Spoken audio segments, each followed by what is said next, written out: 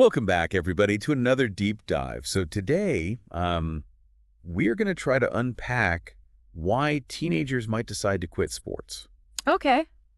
and maybe even give some tips to parents out there who are dealing with this. Yeah. Actually, this is a request we got from a listener. Oh, very cool. So a listener who wrote in, we hope this helps you out. Absolutely. And this is something that I think a lot of parents can relate to. Yeah. As a parent myself, I've definitely been there. For sure. So to get into it, we've been looking at this really insightful article called Cuando el adolescente quiere dejar el deporte. Okay. That's when the teenager wants to quit sports in Spanish. So it's in Spanish. It is. Yeah. But we've gone ahead and translated the key points. Awesome. So no worries there. You can follow along. Perfect. Okay, so I think, like a lot of parents with kids in sports, we can all relate to those weekends where like the entire family schedule just revolves around practices and games. Oh, absolutely. It's a huge commitment for families, right? Packing snacks, early mornings, weekends on the go. Yeah. Yeah. But it feels worth it when you see your kid, having fun, Right. learning these valuable skills. Truly, yeah. You're like, this is great. This is building character. They're Absolutely. learning teamwork, all that good stuff. Yeah, all those life lessons. But then what happens when that same kid who used to live for, soccer practice or whatever it was, Right. suddenly wants to quit? It can feel like such a curveball, Yeah. Yeah. especially for parents who have really, poured their time and energy into supporting their kids' athletic journey. I bet. Yeah. We've been doing this for years. Exactly. Yeah. And, you think back to all those, early mornings and weekends, and all of a sudden it's like, whoa, wait a minute. Right. What's happening? Oh, what's happening? Okay. So before we get into the why of all of that, Okay. let's talk about some signs Yeah, that your athletic teen might be thinking about quitting. sure. What should parents be looking out for? Well, sometimes it's obvious, But often it starts subtly. Okay. Like maybe they're complaining about being tired all the time, Uh-huh. or maybe they've got these recurring minor injuries Yeah. that never seem to fully heal, Oh, interesting. or they just lack that spark, the Okay. enthusiasm that they used to have. Yeah, like that passion is just gone. It's just not there anymore. Yeah. And you can kind of see it in their eyes, I can see that. They're just not as into it. Right. And then maybe there's some behavioral clues too. Hey? Oh, yeah, absolutely. Like skipping practice, Sticking practices. avoiding conversations Yeah. about upcoming games. Right. Maybe even just saying things like, it's not fun anymore. It's just not the same. It's not fun anymore. Yeah. Those are all classic signs that something's up. Yeah, for sure. So, if you're noticing those things, it's definitely a good idea to maybe start a conversation Yeah. and try to figure out what's going on. Okay, so let's dive into some of those reasons then, Okay. why this might be happening. Sure. The article outlines 10 common reasons. It does. And I got to say, some of these surprised me. Oh, yeah. I was a kid who loved sports growing up. Okay. I couldn't imagine wanting to quit, Uh-huh. but I know it's different for everybody. It is. It is. And, the first one is simply shifting priorities. Okay. As kids enter their teens, their social world is expanding. Yeah. Right? They've got friends, they've got school activities, maybe even part-time jobs. Yeah. All these things start to compete for their time and attention. Makes sense? And suddenly that Friday night basketball game Yeah. doesn't seem as appealing as hanging out with friends. Yeah, that makes total sense, especially when you add in the pressure that comes with teenage life in general. Absolutely. I remember being overwhelmed just trying to balance schoolwork, Right. extracurriculars, all of that. Yeah, and that actually leads us perfectly into the second reason, Ugh. increased pressure. Okay. So, the fun, carefree atmosphere of childhood sports. Uh-huh. Often gives way to this more intense competition as kids get older, Yeah. and some teens just don't thrive in that environment. Right. They might feel like they're constantly being judged Yeah. or compared to others. Yeah. Why am I not as good as so-and-so? Exactly. And that can really suck the joy out of something they used to love. So it's not that they don't like the sport anymore, but Yeah. the environment has changed in a way that makes it Exactly. less enjoyable. It's just not the same anymore. Yeah. Okay, so what are some other reasons they might lose that enjoyment? Well, a common one is feeling stuck. Okay. They're putting in the effort, Yeah. but they're not seeing any progress. Interesting. Maybe their skills aren't developing as quickly as they'd like, or they've hit a plateau, Uh-huh. and they feel like they're just going through the motions. Okay. And this can lead to boredom and a sense of pointlessness. Yeah, like, why am I even doing this? Exactly. What's the point? I imagine that's especially tough for teenagers who are already dealing with like so many changes and insecurities. Absolutely. Like they need that sense of accomplishment They do. to stay motivated. They need to see that they're getting better, Yeah, for sure. that their hard work is paying off. Okay. And speaking of feeling discouraged, another major reason teens quit is disappointment. Yes. Okay. It could be disappointment in themselves. Yeah.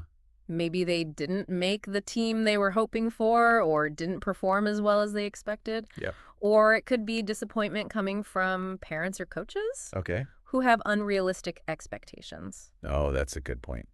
You know, it's that whole saying, comparison is the thief of joy. Right. If a teen feels like they're constantly falling short of someone else's standards, it's going to be really hard to stay motivated. For sure. Okay, so sometimes that pressure comes from a more direct source. It does. The coach. The coach, exactly. Teens are in that stage where they're developing their independence. They're challenging authority. Yeah. So if they have a coach who is overly critical, controlling, or just doesn't understand how to connect with teenagers, right, that can create a lot of friction. It can, yeah. And, you know, teenagers are at that age where they're really starting to form their own opinions. Yeah. And they're not afraid to challenge authorities. Right. So if they feel like their coach isn't respecting them or listening to them, that can definitely lead to problems. Okay, so clash of personalities or coaching styles could definitely lead a kid to want out. Absolutely. Even if they enjoy the sport itself. Even if they love the sport. Yeah.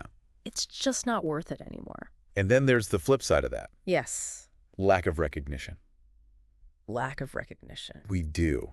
Teenagers are no exception. No exception. They need to know that their efforts are being noticed and valued. Absolutely. If they're constantly being criticized or their contributions are overlooked, that motivation is going to plummet.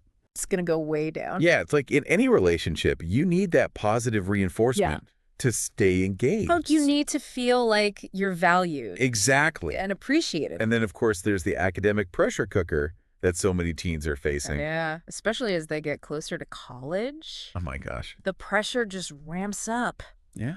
Right? Increased homework, standardized tests, college applications. It's a lot. It's a lot, and something has to give. Right. And often it's sports. So it's not that they want to quit, but they feel like they have to.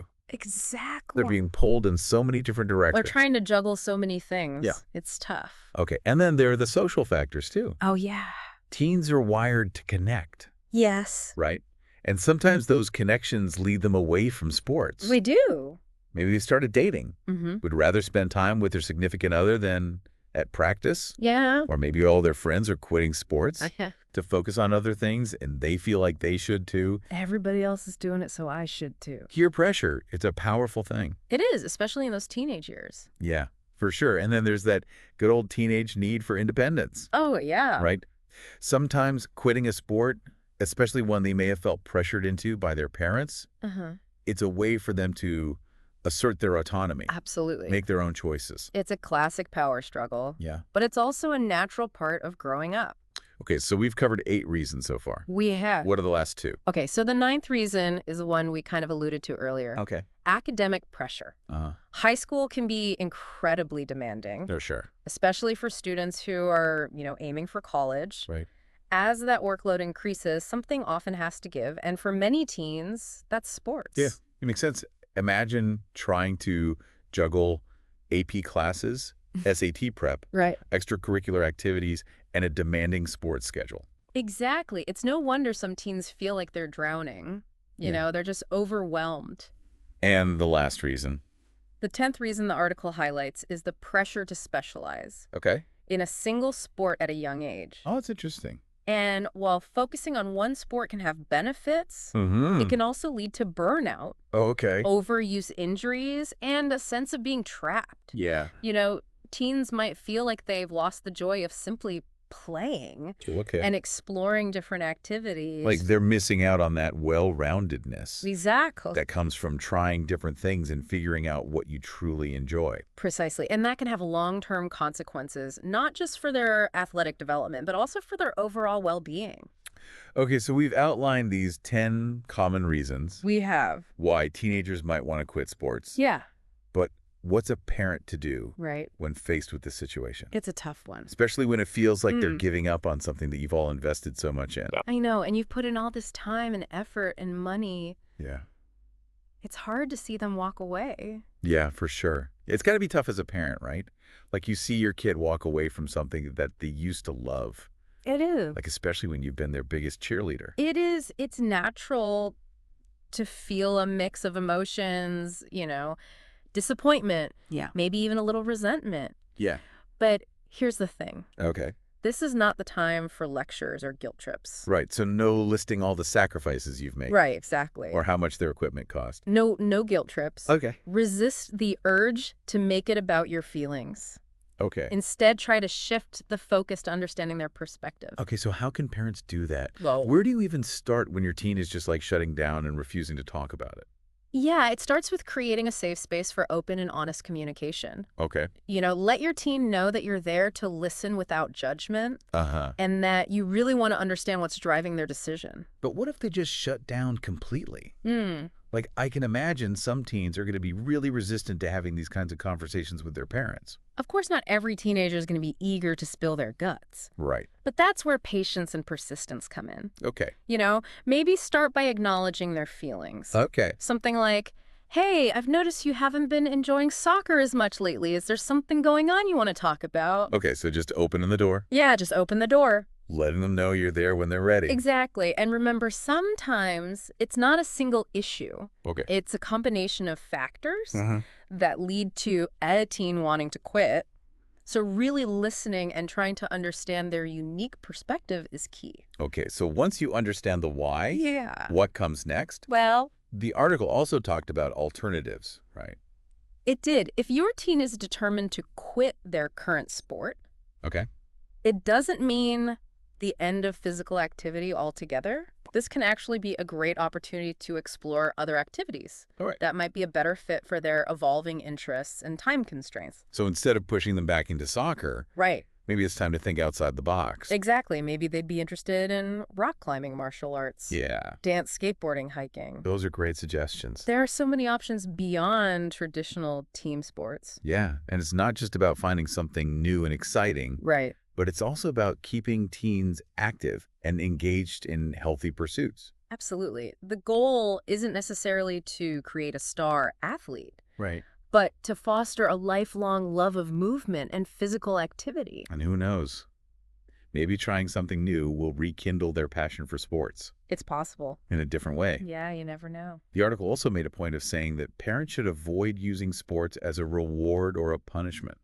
Right. Yes, that's really important. Okay. Phrases like, you can only play basketball if you get good grades, or you'll lose your soccer privileges if you don't finish your chores. Yeah. Those can really backfire. Because it sends the message that physical activity is something you have to earn. Exactly. And not something that's inherently valuable. Right. We want teens to understand that being active is an essential part of a healthy and fulfilling life. Right. Regardless of their academic performance or other achievements. It should be like brushing your teeth or eating your vegetables. I love that analogy. Like something you do to take care of yourself. Yes. Not something you get as a reward. Exactly. Or have taken away as a punishment. It's part of taking care of yourself. And speaking of taking care of yourself, one of the things that really resonated with me from the article was the emphasis on the mental and emotional benefits of physical activity. Huge. We've been talking a lot about the physical aspects, but there's so much more to it. There really is. Exercise is a fantastic stress reliever. It boosts mood, improves sleep. Wow. Helps with concentration and focus. So it's not just about building strong bodies. Right. It's about building strong minds. It's about the whole package. And that's especially important for teenagers. Yeah. Who are navigating so many social, academic, and emotional challenges. Absolutely. Physical activity can be a powerful tool for managing stress and anxiety and building resilience. I could see how that would be incredibly valuable. It is. During those turbulent teenage years. It's a tough time. Yeah. And we tend to focus so much on the physical outcomes of sports. Yeah. Winning, losing competition. Right. But the mental and emotional benefits are just as significant, if not more so. So how can parents help their teens see that connection? Well, and understand that physical activity is about more than just physical fitness.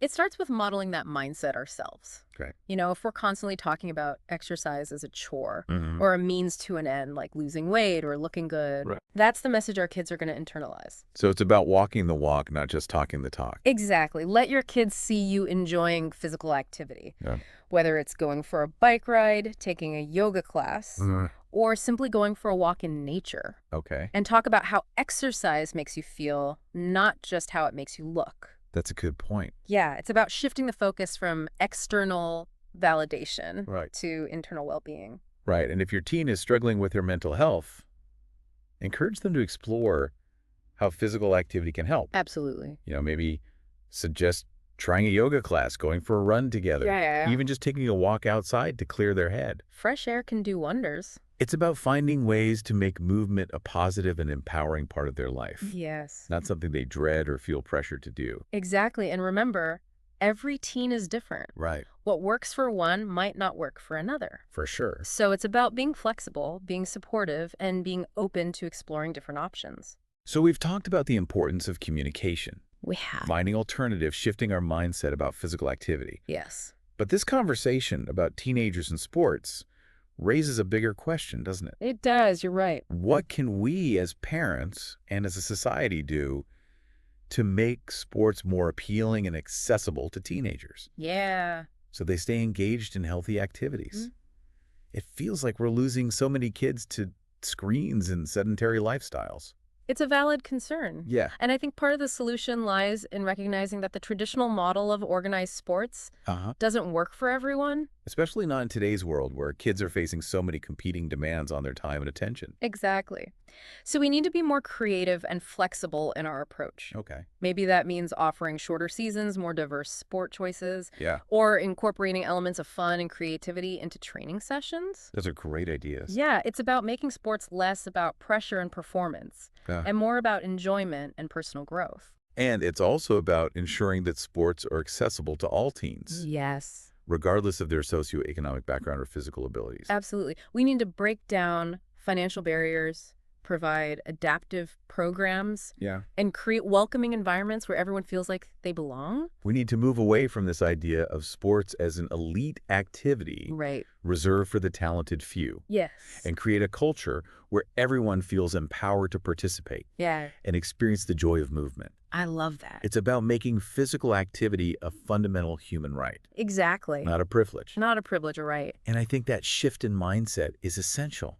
It is. If we want to create a healthier and happier generation of young people. I couldn't have said it better myself.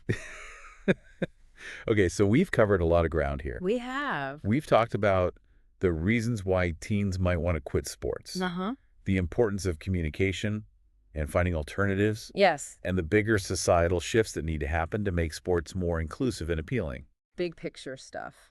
We've also touched on the mental and emotional benefits of physical activity. Yes. And the importance of modeling a healthy and balanced approach for our kids. Absolutely. Leading by example. But before we wrap things up, I want to go back to something you said earlier. Sure. About shifting our focus from external validation to internal well-being. Yes. That really resonated with me. I'm glad to hear that. I think it's a crucial shift that we all need to make. Yeah. Not just in the context of sports, but in life in general. It's about recognizing that true fulfillment comes from within. Exactly. Not from external achievements or accolades. It's about finding that inner peace and happiness. And when we model that mindset for our kids, we're giving them a powerful gift. We are. We're teaching them to value themselves for who they are, not for what they achieve. And that's a lesson that will serve them well no matter what path they choose in life. Absolutely. It's a gift that keeps on giving. Well, this has been a truly insightful conversation. It has. But before we go, I want to leave our listeners with a question to ponder. Okay. I'm all ears. If we want our kids to embrace a lifelong love of movement, how can we help them see physical activity not as a means to an end, like winning a trophy or getting a college scholarship, but as an intrinsic good, something that enriches their lives in countless ways? That's a fantastic question, and it's something we all need to be thinking about, not just as parents, but as a society. It's a challenge for sure, but I think it's a challenge worth taking on. I agree, and I believe that if we approach it with intentionality and creativity, we can create a world where physical activity is truly valued and embraced by all. I hope so, because the stakes are high, not just for our kids, They are. but for the future of our society. Couldn't say it better myself. Well, I think that's a great place to wrap up part 2 of this deep dive. Okay. We've covered a lot of ground, but there's still more to explore. Looking forward to diving back in. All right, so welcome back to the deep dive. Part 3. We've been talking all about teenagers and sports. And in the last part, we kind of left off with a pretty big question. We did a big one.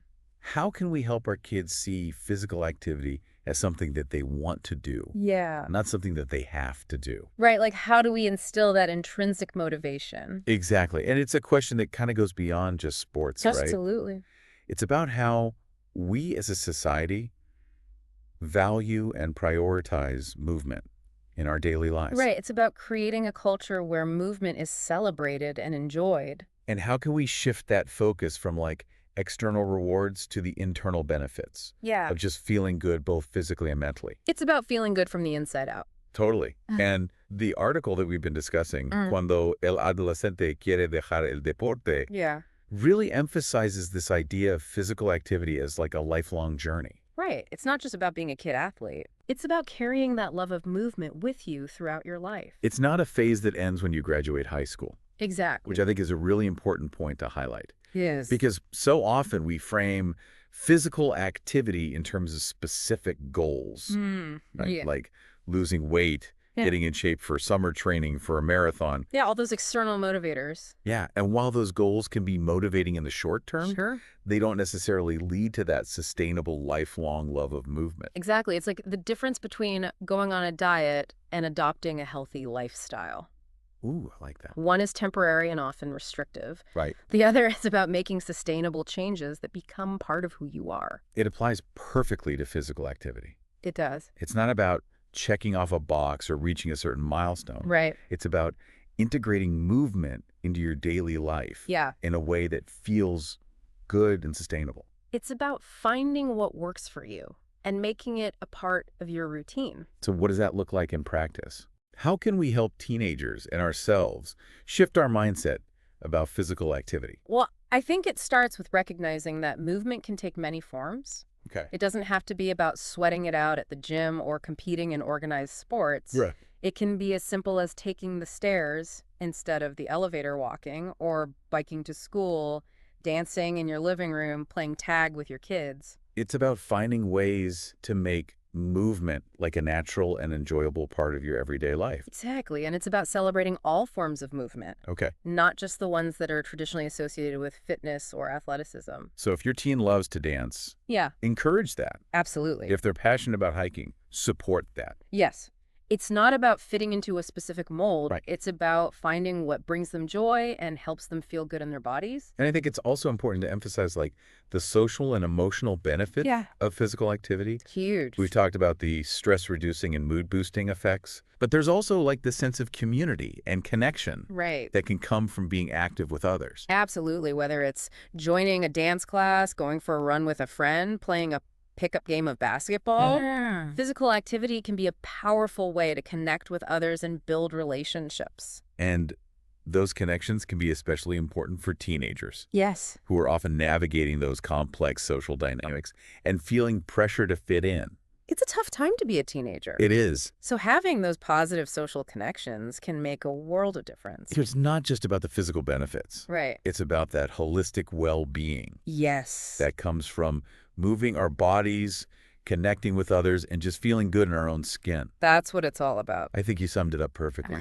Wow. That's the message we want to leave our listeners with today. Absolutely. Physical activity is a gift, not a chore. It's a celebration of what our bodies can do. It's a powerful tool for enhancing our physical, mental, and emotional well-being. It's for everyone. And it's something we can all embrace and enjoy, regardless of our age, our ability, or athletic prowess. I love that message. And on that note, I think we've reached the end of our deep dive into teenagers in sports. It's been a good one. It has been a fascinating journey, and I really do hope that our listeners have gained some valuable insights. Me too. And practical tips for navigating this complex and often challenging world. It's not easy being a parent or a teenager these days. It's not.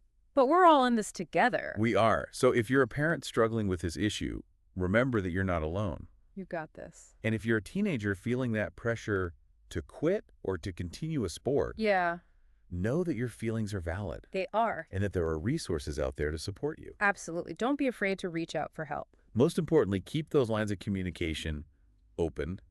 Talk to your parents, talk to your coaches, talk to your friends. Communication is key. And remember, the goal is to find a path that supports your overall well-being and allows you to experience the joy of movement in a way that feels authentic and sustainable. Find what brings you joy and go for it. So to the listener who wrote in with this request, we hope this deep dive has given you some food for thought. Yes, we hope it was helpful. And maybe even inspired some new ideas for approaching this challenge.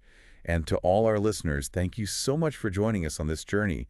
Until next time, keep exploring, keep learning, and keep diving deep. See you next time.